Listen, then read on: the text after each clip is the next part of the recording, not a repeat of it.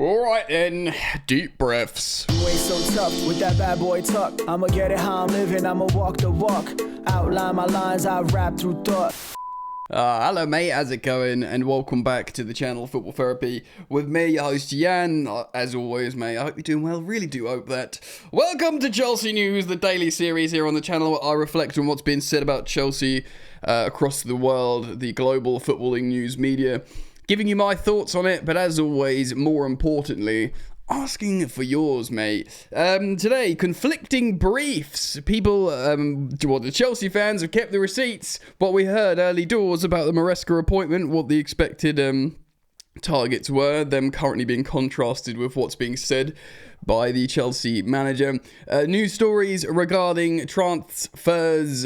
Nkunku, could he stay? Oh my god, this guy is killing me, man. I want to talk about him. And of course, there was stories coming out from The Sun, to be fair, but about Nico Jackson being targeted by other clubs. And remember, if there's one thing's for sure, everyone's for sale.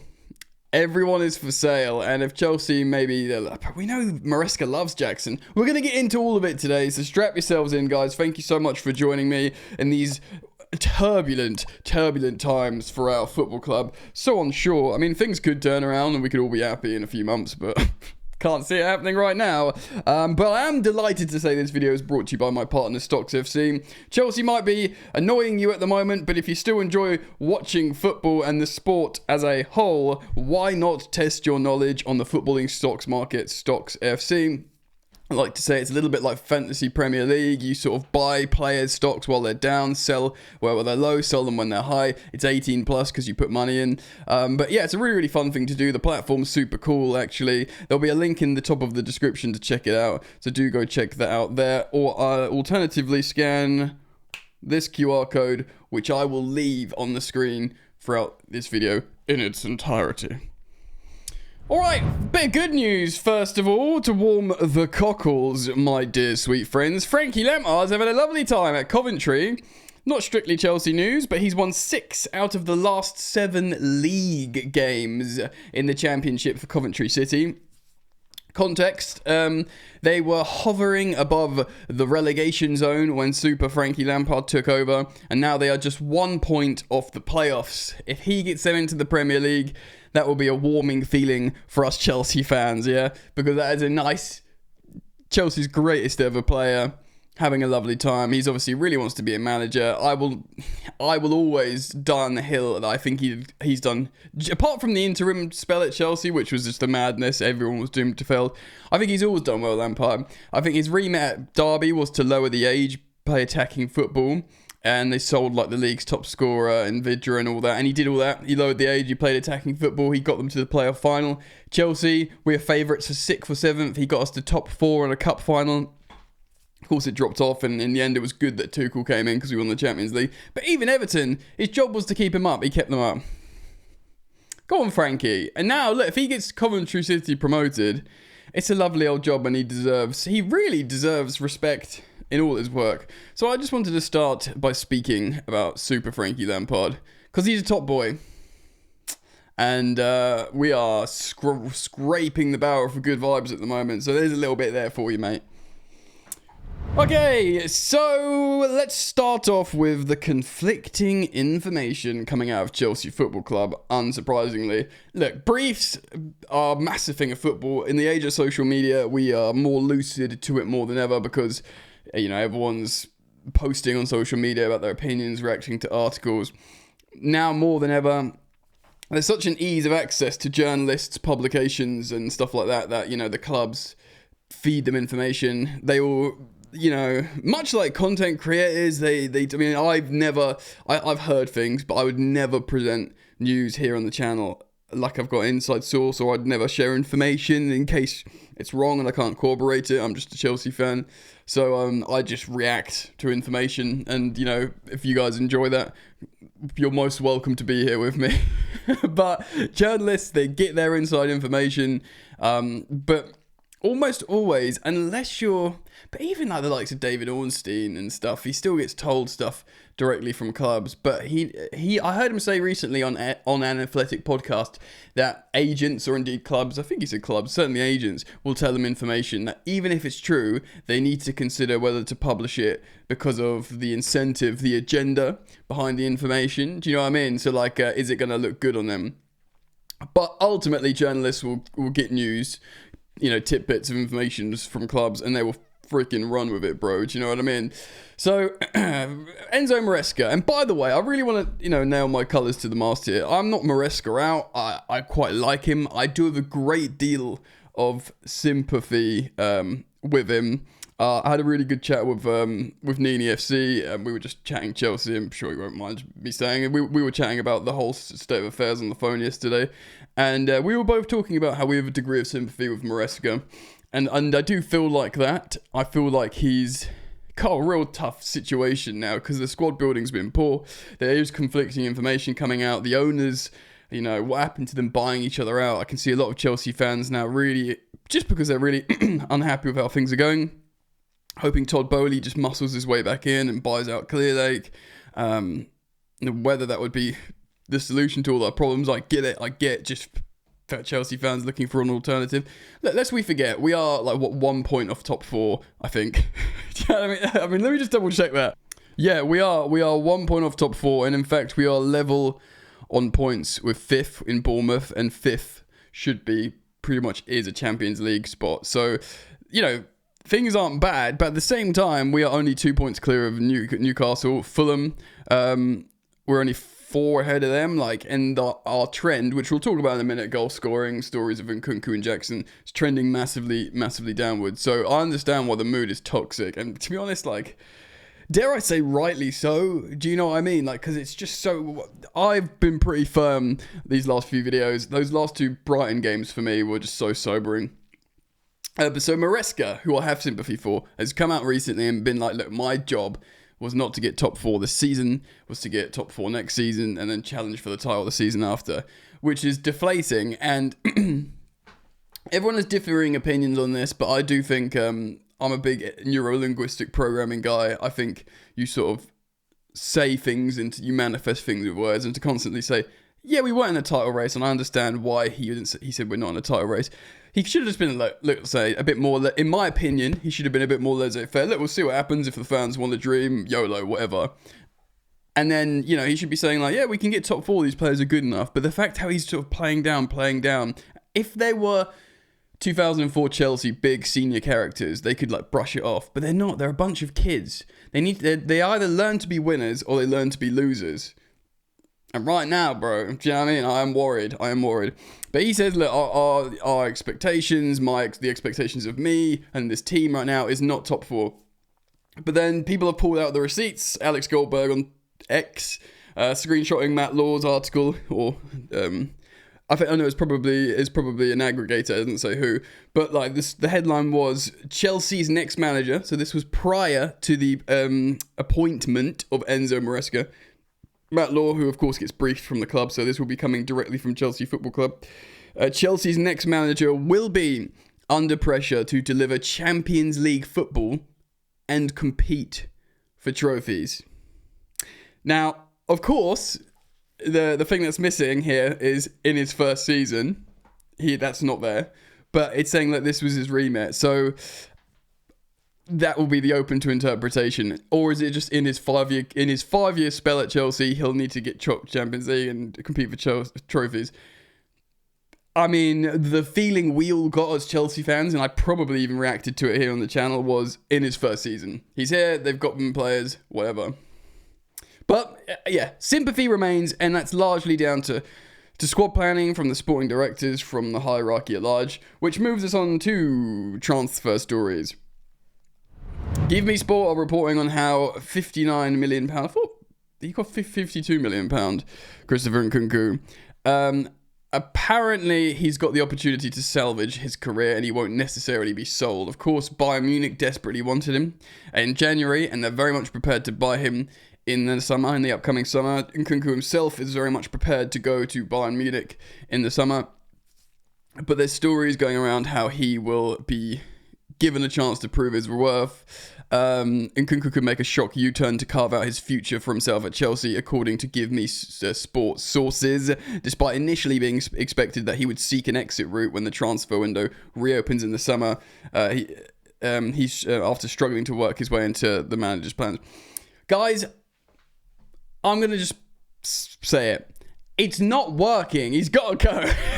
Again, if you follow me on this channel, if you are a fan of my content, you will know I was gassed to the high heavens signing Nkunku, an elite finisher. And if you make it work, he looks great. Of course, he's in his prime, entering his prime. The balloon celebration is fun. Do you know what I mean? It's all cool. Do you know what I mean? I like it. Yeah. But, oh my God, he's languid, he doesn't want to be there. The body language, profile-wise, he's not a striker. To be honest, even in the number 10, where he would, fit in theory in this Chelsea side, it's not the same because he's more direct towards goal. Where at the number 10 in the Chelsea team, is more creative. You know what it's more like? It's more like Ruddy Joao Felix, who we let go. Very, very frustrating. I think we'll retain his value. I think it was £52 million. That's what I seem to remember. I think we'll get that for him back, to be honest. Not 65, what we're asking for, some 70, like we saw in the January market quote. But yeah, we'll get our money back on him, which actually will be a book profit. Move on, mate. Move on. He's on big wages. Just move on. Sign players that make sense, that will work. Which, obviously, I talk about him being an excellent finisher. Our biggest problem is goal scoring. I mean, we didn't have one shot on target against Brighton. Again, the sobering match that really ruined my weekend. I gotta be real, guys. This is the problem with playing on a Friday night. If it's bad, you ruin your entire weekend. At least if it's like a Sunday at 4:30, you're sort of miserable for a little bit. It's not a night game, so you've got time to moan and digest it and hopefully get to sleep, not literally all tense and angry. Because I went to sleep after a late Friday kickoff, after covering it, a couple of beers. I had a terrible night's sleep. I was all clenched. I woke up with tight jaw from gritting my teeth. I was fuming, mate. Anyway, football therapy session. Let's get back into the stories. So look, for me, Nkunku has to go, in my personal opinion.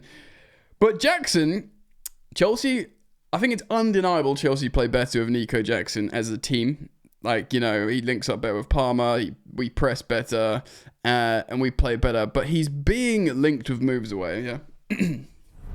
So, look, there's a story here on Caught Offside that's actually slagging him off a little bit, so I'm not going to necessarily cite what they've said, because for me, personally, I think that's unhelpful, and I actually like the player.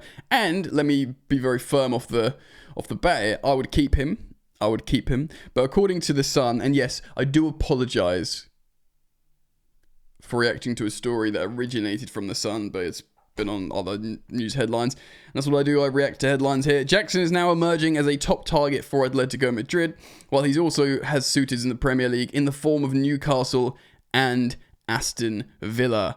Well, all three of those clubs, yeah. Firstly, Atletico Madrid. Nico Jackson, to me, has got Atletico Madrid written all over him in terms of player. Hard-working, intelligent presser, incredible without the ball. And lest we forget Diego Simeone. Like, Gallagher was like the perfect signing for Atleti. I think Jackson is like to be honest, like he's one of possibly the best pressing striker in Europe, which I know is such a nerdy thing to say, and maybe it's not the sexiest thing to say, but he's incredible. Diego Simeone will look at that. Of course, he's played in Spain. He speaks Spanish. He, they'll remember his last few game weeks in La Liga, scoring loads of goals. Villarreal, wasn't it? He was a winger. He was brought down. He was moved down in the middle to play striker for a bit. Started scoring loads of goals. Chelsea bought him, but we bought him for £29 million. It was a good deal. Apart from recently, he's always been available in terms of injury. Play with 90 minutes. He'll press. He'll work hard. I mean, he's got a lot of self-belief, which is important, but maybe not so much like arrogance, like perhaps like a Noni Madueke, in my opinion, that is. So I think he would actually suit Atletico Madrid perfectly, in my opinion. But also, let's talk about the Premier League. I say rivals, really, Newcastle and Villa. In terms of Chelsea aren't in the conversation with Liverpool, Arsenal, Forest. I think are good, but I don't know. I can't just talk about them as like a top 4 side now. But dare I say, Man City, Marmoush 30-minute hat trick yesterday. They look good again. Chelsea are closer to the likes of Newcastle and Villa, right? So selling to a rival there? Do you know what I mean? Firstly, Newcastle. Well, if Newcastle buy Nico Jackson, this because they've sold Isak. And I think they do. I think probably Eddie Howe at Newcastle looks at his options, like who plays well in the Premier League, this, that, and the other. And if Newcastle said to Eddie Howe, right, we're going to sell Alexander Isak to Arsenal, dare I say Chelsea, you know, maybe something can be done there for 117 million pounds. Premier League record, but not too much over Caicedo. Let's just say this in theory. We can get you another striker, and they said we can get you Nico Jackson and another player as well for the money that we're going to get for Isak. You know, he'll probably say yeah. He'll look at, I reckon, and Eddie Howe would look at Nicholas Jackson, look at how he plays off the ball, look at his Premier League sample size and be like, absolutely, I can work with that. Isak got better under Howe, Joel Linton, other players. I think Howe would look at Nicholas Jackson and think, yeah, I think I can do something with that. And we might look silly, but how much would we sell them to Newcastle? Well, we'd double our money. I genuinely think that. I think Chelsea would ask for 60 million quid or 55 million quid for Nicholas Jackson, and we paid 29 for him. Yeah, so I think we'd double our money. Again, I'm not trying to sell Nicholas Jackson. I would keep him. I think he's an elite second choice option that can come in and when in form and fitness play really well with Parma. I'm not trying to get rid of him, but one of the things we learned with these men running Chelsea, everyone's for sale. Except maybe Cole Palmer, Caicedo, you know, literally, and maybe Reece James. But that's it. Like, legit, that's it. That's it. I mean, maybe they were protecting Levi Colwill loads. They really, really wanted him. But now they've got him on a long contract. He's probably for sale because they feel like they can make a lot of money. Aston Villa as well. Of course, they've sold John Duran. Ollie Watkins is getting older. He would just be the John Duran replacement, wouldn't he? Young Premier League proven striker. Yes, he's in a poor run of form, but Chelsea have been awful as well. And it'd be really interesting to see what happens there. You can make a case for all three of those clubs and why they would want him. Again, I wouldn't want him. I'd rather we sell Nkunku. If Felix is obviously twerking for Milan now, fine, sell Joao Felix. It's a shame. It makes us look terrible. But if we're not making any financial losses here, learn your lessons. Buy appropriate players for your plan. Get another high-profile striker if we can, if we've qualified for the Champions League, and move on from there. But everyone's taking heat at the moment at Chelsea, man. Neto's dropping absolute historical stinkers. I think Neto's a top 5 winger in the league, but not playing for Chelsea at the moment. Do you know what I mean? So Sancho's catching all kinds of heat. And I get it. It's tough. It's tough out there. We need to do way better. I mean, I've been crestfallen all week, and I got to be honest, guys. But football, football fans are fickle. If we start winning again, well, at least we can enjoy ourselves. Let me know what you think. Comment down below. Thank you as always for joining me here on the channel. Everyone is most welcome. Do check out Stocks FC if you want to. Scan the QR code on the screen or click the link in the top of the description. And also, Goat Gang merch, limited edition gold embroidered caps available soon. But other stuff available, there'll be items underneath the video. Right, gang, look after yourselves, enjoy the rest of your weekend, and enjoy the football. Remember that I used to say that? Enjoy the football. Just enjoy the football. All right, peace.